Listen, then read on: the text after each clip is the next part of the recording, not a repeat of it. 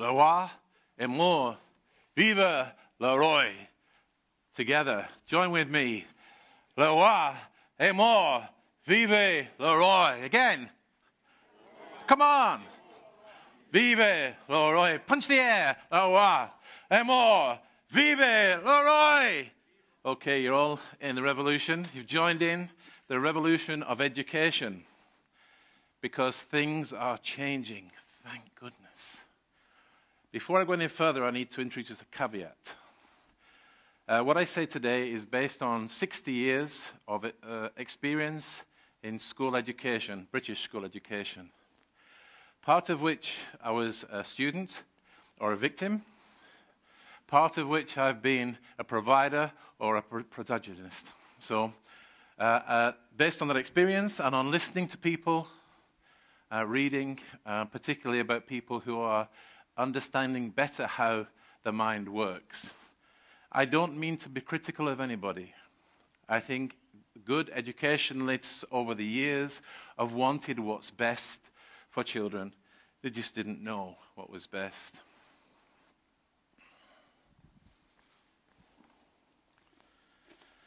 You've all worn this hat. And this is how it makes you feel. All these words. Even if you haven't actually worn this hat, at some time, you've been made to feel like that, with or without the hat. The people that did it, and we're talking now about the past, thought it was good for you. They thought it would make you pull your socks up, get yourself sorted. The humiliation, the sadness, the anger, in the long term, you'll be better for it. It'll do you good. I'm going to talk about the past for a short time now. How it used to be is still a little bit, but things are changing. So first of all, teacher and learner roles. Teachers as fonts of all knowledge. Children as sponges or jugs, some of which filled quicker than others. Some of which overpoured very quickly, couldn't take any more. Some of which never seemed to fill. A child's life simply preparing for something else, not valuable in itself. Doesn't matter if you're happy or not, but you're progressing, you're doing your work, and you will at some time be happy and be an adult. It's just a preparation for something else. Get over it. Content irrelevance. So the fact that what you were learning was nothing to do with you or your life, didn't matter. It's good for you. And the content is split into subjects, not bearing any resemblance to life, into maths and science and humanities, just not how it happens. So you live your life, and you slip into school, where life is in silos and subjects are in silos, and there's subject elitism. Some things are much more valuable than others. And then, of course, particularly the important subjects, there are examinations at the end of that process. Compulsory school age. So school ages were introduced to make sure that everybody got education. And so from 5, as it was, to 16 was a compulsory school age. That's when you've got to do all your learning. Get it in, get it sorted, achieve, because you've got till you're 16. Now it's 18. A bit longer. It's not compulsory. There's an extension. But it was that time when you learn. After that, forget it. If you've not got it by then. In fact, I'll tell you about my experience in a second. A rigid school attendance structure. You've got to be there every day at 9 o'clock till 4. 8 o'clock till 4 or 5, as we do. And that's it. Those are the times when you'll be doing your education. A mismatch between what schools provide and are doing and actually what the world needs. Boy, is that changing with sustainability. Thank goodness. But for decades, there was a huge mismatch between what you were doing at school and what actually the world will need you to do when you leave.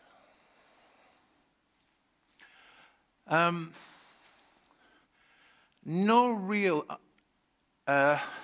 effort to understand what you will need as a person to be happy and flourish in life. That wasn't a priority. I think some of the independent schools in the UK got it to an extent. They could see that on the rugby field, leaders were produced and the resilience of getting over a failure. I think there were elements of it. But overall, really not too much time spent thinking, how can we help these people, this individual, to flourish and be happy in their life? The classroom prison. Who on earth designed the classroom?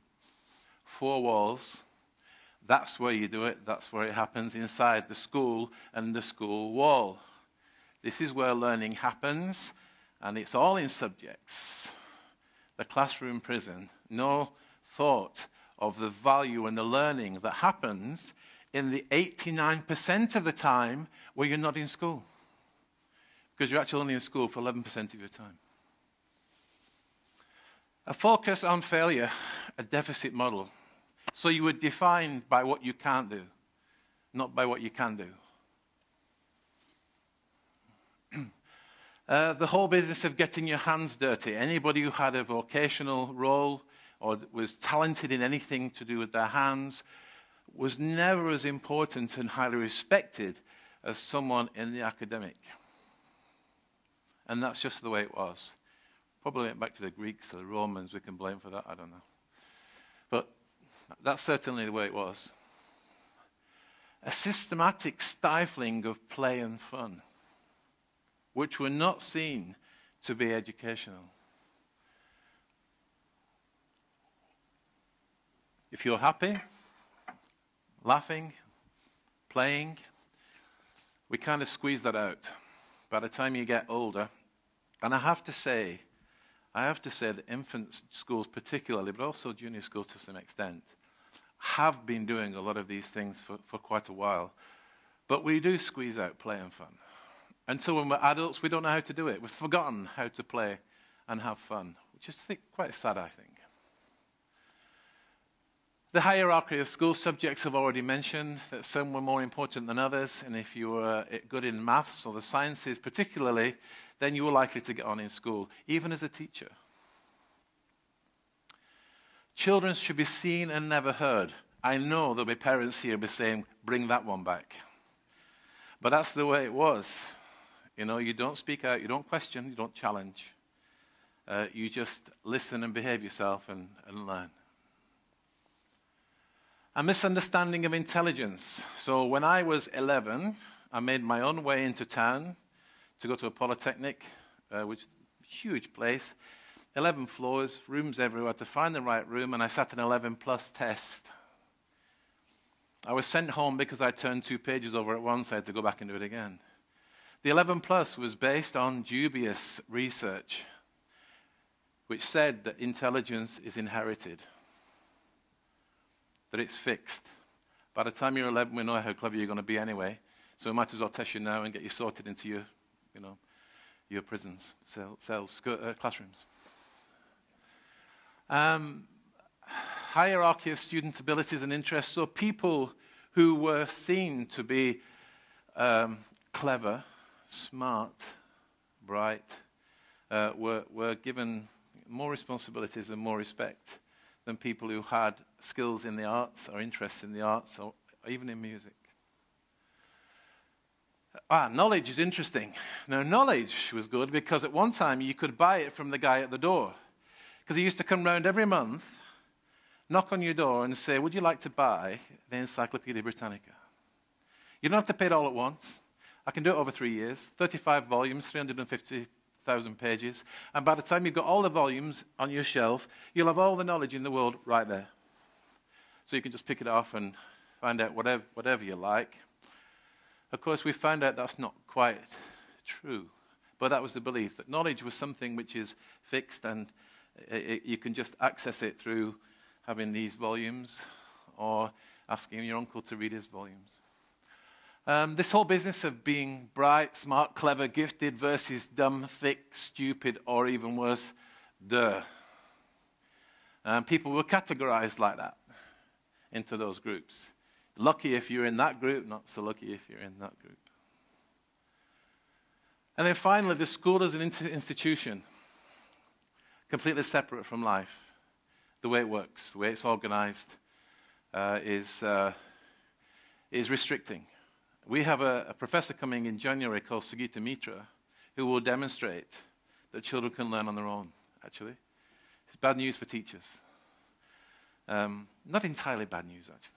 There is a role for teachers, but it's not the one we've envisaged for the last 90 years. So we're gradually getting there. Okay, so now the good news. The king is dead. Long live the king. Education in the future is so exciting. You've got to get excited in this bit, so don't walk out in the next 10 minutes. This is my crystal ball. Of course, we don't know. People keep saying 21st century learning, what's going to happen in the next 10 years. To be honest, nobody knows. We can guess, and we can try and prepare and do what we can to give people the skills and the resources and the aptitudes to deal with it, but we don't know. But it's exciting. Here's my guesses. I'm going to call it learning and growing from now on, not school education. So a clear consensus of the purpose of lifelong learning and growing. So everybody, all the universities and beyond university and schools, we all understand what it is we're learning for and what it's about. At present, it's all different. So there will be a clear consensus at some time of the purpose of learning. There will be curriculum relevance and perspective. I was talking to a senior education specialist who came out to our school actually to speak. And he said, I don't get it. We still can't get these boys in London to turn up for the GCSE lessons. I said, well, I'll tell you why, Roy. Oh, sorry, I didn't say that. You don't know who it was, do you? I'll tell you why, because they hate it. They absolutely hate GCSEs. The way it's structured, what they have to do, the way it's taught, the way it's learned. Bring them a motorbike and ask them to dismantle it and learn all of the things that they need to learn in maths and science through that project, and they will be there before the school opens. The curriculum will be relevant, and it will have some perspective. There'll be no elitism. So whatever your strengths and your energies and your passions, you will be able to follow it, and it will be respected. There'll be an emphasis on respect, responsibility, well-being, and happiness. In fact, that will be the core of learning. The first job is to make sure that we can all flourish and be happy. The key role of any learning organization. There'll be an individual commitment to service from everybody, so we don't have to nurture it. It will just be natural that we all want to help. We all want to help other people around us. Emphasis on what you can do instead of what you can't do. So you'll be defined by what you can do. Having said that, listening to the last speaker, Mark, failure is an important part of life, as you can see here. You need to be able to know how to deal with it. But that's different from being defined by what you can't do. There will be, this is where it gets exciting, pick and mix of education. You'll be able to spend some time in a school organization like this, then you'll be able to spend some time at the Polytechnic or ITE downtown doing a different course later in the week. And then you'll be able to spend a day on doing online courses like MOOCs, which suit you perfectly. So your education experience, your learning experience will be tailored entirely to you when you want to do it. You'll be able to do it any time. So you don't have to do it during the school day or the school week or the term or the school year. You'll be able to plan when you do your learning and what else you do in between. The development of virtual reality will make a huge difference to how we learn. At the EduTech conference 2 weeks ago here, you could walk on Mars. Using visuals taken from Mars, you could actually walk on Mars. You'll be able to sit with famous people and have a discussion around a table. Unbelievable experience. You'll be experiencing learning, not just being part of it. Learning will be seen as a joint venture, not an individual venture. We have to really struggle at the moment to get people together and say, why don't you do this together? It will be naturally together, natural to work with other people and collaborate and share learning, share experience. There'll be a seamless progression of opportunities and learning through your life. Not till you're 18, not till you're 24, 25. My father did his first GCSE when he was 75 in German and loved it, loved every minute. Why not? How wonderful was that? It will be no longer what you know, but what you can do that will become important. Finally, just a short quote which I think illustrates the future of education. It all starts with your brain. How you think, how you feel, how you interact with others, and how well you succeed in realizing your goals and your dreams. By optimizing our brain function, we can all develop the qualities of a magnificent mind and enjoy the world's most successful and happiest people. By Daniel, amen. And for me, that's amen. Thank you very much for listening.